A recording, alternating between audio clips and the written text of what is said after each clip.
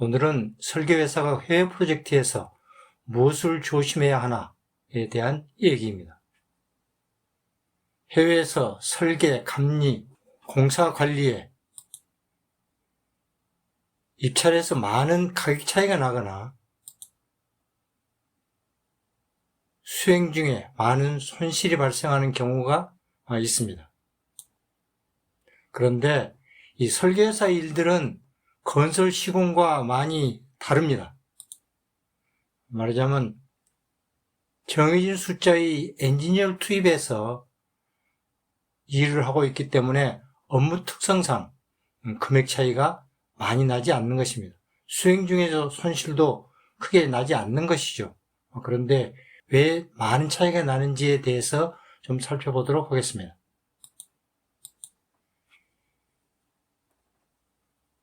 계약을 해서 어떤 일을 수행을 하고 그에 대한 대가를 어떻게 산정해서 받는지를 나타내는 용어가 계약 형식 또는 계약 유형이라고 합니다. 영어로 contract type이라고 표현이 되는 것인데요. 이 contract type에 따라서 입찰 금액의 차이가 많이 날 수도 있고 리스크 때문에 비용의 증가도 생길 수가 있습니다. 이 컨트랙의 종류와 특성에 대해서 좀 더 알아보겠습니다.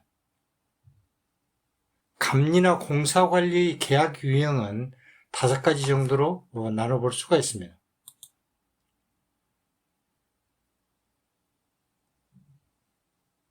타임 베이스드 컨트랙은 시간 기준 계약이고요.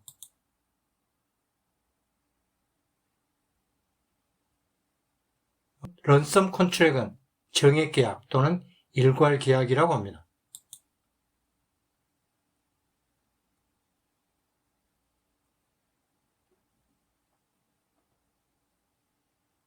리테이너 앤드 컨틴전시 피 컨트랙은 의뢰비와 성공불 계약입니다.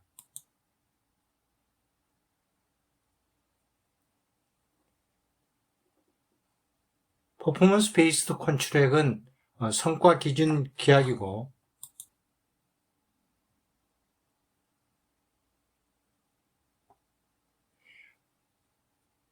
인데피니트 딜리버리 컨트랙은 불확정 인도 계약입니다. 보통 이 컨트랙 타입의 결정 요인은 3가지 정도로 우리가 볼 수가 있는데요. 첫째는 계약 대상의 특성, 즉 어떤 일을 하는 것이냐에 대한 것이고, 만약에 하는 일이 감리라면 시간 기준 계약이 될 것이고, 설계라면 일괄 계약이나 성과 기준 계약 형태가 될 것입니다. 업무 범위와 결과물이 확정 여부인데요. 이 타당성 조사나 상세 설계와 같이 명확한 범위와 이 납품할 성과물이 정해져 있다면 이거는 일괄 계약이나 성과 기준 계약 형식이 될 것입니다. 3번째는 리스크에 대한 책임을 누가 질 것인가에 따라 정해지는 것인데요. 만약 시공사 지연에 대한 리스크를 감리나 공사 관리에 넘긴다면 이거는 성과 기준 계약 형태가 될 것입니다. 이 각 내용에 대해서 하나씩 좀 더 알아보겠습니다. 타임 베이스드 컨트랙은 설계회사 일반적인 계약 형식이죠. 투입된 인원에 대해서 그 인원을 기준으로 계약된 금액이 지불되는 것입니다. 감리나 공사관리의 경우라면 시공사의 지연이나 연장은 설계회사 용역의 계약 연장이나 추가가 되므로 시공사 공기 지연에 소극적 대응이 될 수밖에 없습니다. 그 사람들이 연장이 되고 추가가 되면 감리나 공사관리 업무가 연장이 되고 추가가 되는 거기 때문에 적극적으로 그 사람들이 공기에 맞춰서 빨리 끝내도록 유도할 필요가 없다고 생각하는 것이죠. 런섬 컨트랙은 범위가 명확하고 투입될 인원과 기관, 결과물이 미리 확정된 그런 경우에 적용이 됩니다. 이거는 결과에 대해서 금액을 지불받습니다. 타당성 조사와 같은 보고서나 설계 도면이나 물량 산출서 또는 입찰 서류 등에 대한 계약이 이런 형식이 되는 겁니다. 실제로 투입된 인원이나 수행한 기관은 상관이 없이 결과에 대해서 돈을 받는 것이죠. 리테인 앤드 컨티전시 피 콘트랙은 의뢰비와 성공불 계약입니다. 말하자면 일반적인 조언을 제공하는 의뢰비를 지불하고요. 성공에 대한 대가, 석세스 피를 받습니다. 이 석세스 피가 바로 컨틴전시 피라고 부르는 금액이죠. 그래서 이거는 일반적인 설계나 감리보다는 변호사 계약과 같은 종류나 회사의 합병 등 그런 업무에 이런 계약 형태가 됩니다. 만약에 건설공사의 크레임에 대한 계약을 하여 조언을 얻거나 특정 크레임 업무에 참여하게 하는데 활용할 수 있는 계약 형식이 이런 형식이 되겠습니다. 퍼포먼스 베이스드 컨트랙은 얼마나 효율적이고 효과적으로 성과를 달성했느냐에 대한 계약이 되는 것입니다. 마일스톤 달성에 따라 금액을 지불하거나 시공사의 공정 진행에 연계한 성과 측정으로 감리회사의 계약 금액을 지불합니다. 타임 베이스드 컨트랙과는 반대되는 개념이죠.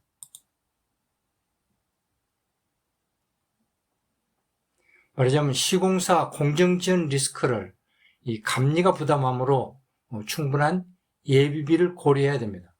그렇지 않으면 수행 중에 손실이 발생될 수가 있습니다.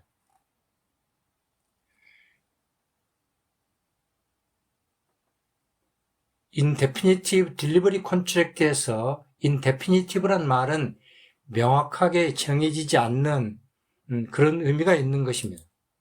그래서 확정된 수량과 시기가 없이 일정 기간 동안 단가만 정해진 그러한 계약이죠. 보통은 시멘트 같은 벌크 자재에 대한 계약 형태를 이런 식으로 많이 사용하는데요. 전체적인 단가 계약이다. 이런 의미로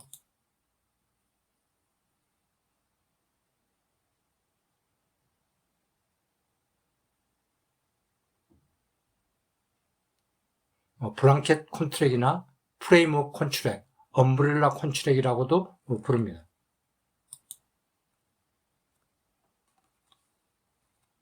콜 오프 컨트랙도 같은 의미로 사용이 되는데요. 이 콜 오프라는 의미는 영어 뜻으로 본다면 취소한다는 그런 의미예요. 그렇지만 이 콜 오프 컨트랙 또는 콜 오프 베이시스로 계약을 했다라고 얘기를 하면 이거는 취소한다 이런 의미가 아니고 인데피니티브 딜리버리 컨트랙트를 얘기하는 것입니다. 실제 콜 오프 컨트랙의 한 예를 가지고 좀 더 설명을 하겠습니다.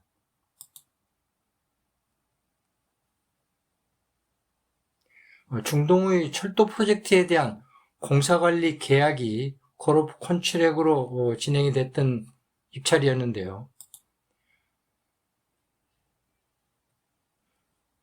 입찰 결과 2위 업체의 금액이 1위 업체의 170% 이상이 되었습니다. 굉장히 금액 차이가 많았던 것이죠. 사실 이거는 입찰 시에 평가를 위해서 인원 숫자하고 기간을 발주자가 확정을 해서 주었기 때문에 금액 차이가 나는 것은 이런 인원 숫자나 기간 때문에 나는 게 아니고 동원된 기술자의 급여 차이였던 것입니다. 근데 사실은 우리 기술자와 외국 기술자의 급여 차이가 그리 크지 않기 때문에 많은 금액 차이는 결국은 콜 오프 컨트랙에 대한 이해 부족이 아니었나 생각이 드는 것입니다. 사실 그래서 너무 낮은 금액 제한에 불안한 발주자가 2위 업체에게 낙찰을 했습니다. 이 콜 오프 컨트랙이 어떤 문제가 있는가에 대해서 좀 더 보겠습니다. 콜 오프 컨트랙이 자재가 아니고 인원에 대한 계약일 경우 발주자는 얼마나 많은 인원이 언제 필요할지 모르기 때문에 진행을 하면서 필요한 전문 인원 공급을 요청할 것입니다. 요청을 받은 회사는 계약에 의해서 짧은 시간, 보통 한 달 정도 이내에 계약된 인력을 공급해야 하는 겁니다.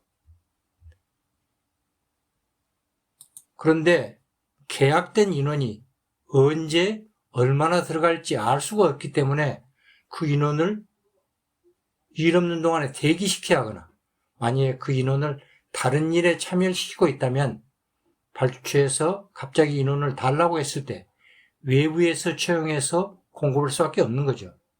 이 외부에 채용하는 그 인원은 이게 뭐 장기적인 고용도 아니고 6개월, 1년 뭐 이런 정도밖에 고용이 안 되는 거기 때문에 자기들이 하는 일을 그만두고 일로 오려면 높은 단가를 요구할 수밖에 없는 것이죠. 그래서 이런 식으로 공급되는 인력 단가는 굉장히 높을 수밖에 없는 것입니다. 그래서 오늘은 이 해외에서 설계회사의 용역계약 중에서 조심해야 할 계약 형식에 대한 설명을 했습니다.